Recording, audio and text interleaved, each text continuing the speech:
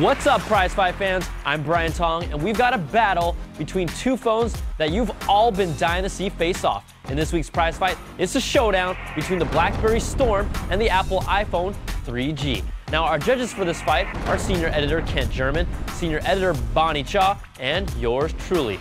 We'll take all three judges' scores and average them out to the nearest tenth. Then the final Prize Fight score will be an average of all 5 rounds using the same decimal system. You got that? Well, then let's get ready to rumble. In round 1, which phone is so hot you'll never take it out of your pocket? Without a doubt, this is BlackBerry's sexiest phone to date with its full screen and sleek design. The iPhone 3G is still the prom queen, and can you show me a phone that's hotter? I didn't think so. The Storm gets a 3.7 and the iPhone 3G gets a 4.3. Next round is navigation. The Storm's SurePress click screen is a unique idea, but its execution falls a little short.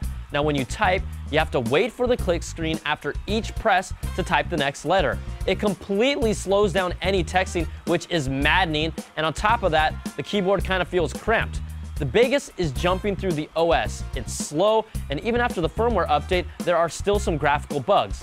The iPhone's touchscreen isn't for everyone, but you don't need a manual for it. Navigating is snappy, and jumping into the apps are smooth. You will encounter a crashed app once in a while, but its speed and ease of use shine in this round. The iPhone 3G gets a 4.7, and the Storm gets hit hard with a 2.7. After averaging 2 rounds, the iPhone leads 4.5 to 3.2, and that's a huge gap already. Next up is features.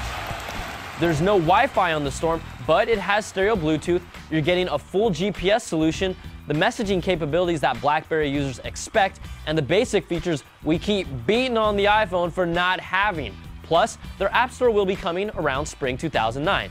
Now, the iPhone 3G has Wi-Fi, and the App Store has taken on a life of its own.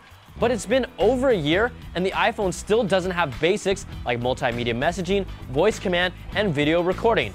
The Storm finally takes a round with 4 points, and the iPhone 3G gets a 3.7. Next round is web and multimedia. The Storm uses the Opera web browser, so pages look good, but when you zoom in, it's slow to render. It has a 3.2 megapixel camera and a flash. You'll get video recording, but the quality isn't that great. Now, movie files look good, but it's not in the same league as the iPhone.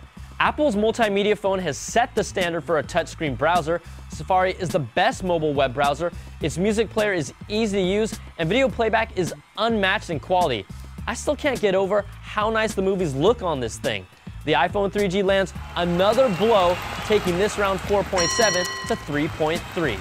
Now, after averaging 4 rounds, Apple has a huge lead, and BlackBerry has a lot of catching up to do.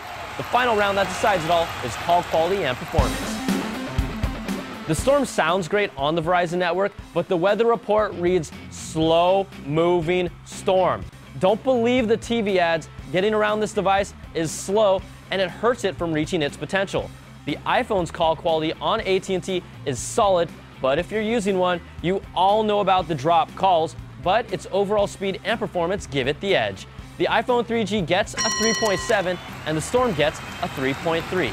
So let's average the scores, and after 5 rounds, the iPhone 3G runs away with this one, 4.2 to 3.4, and is your prize fight winner. The Storm is still the new kid on the block, but it needs to go back to the basics and get this phone up to speed before it has a real chance with competing with the iPhone. I'm Brian Tong. Thanks for watching, and we'll catch you guys next time on another prize fight. Whoop!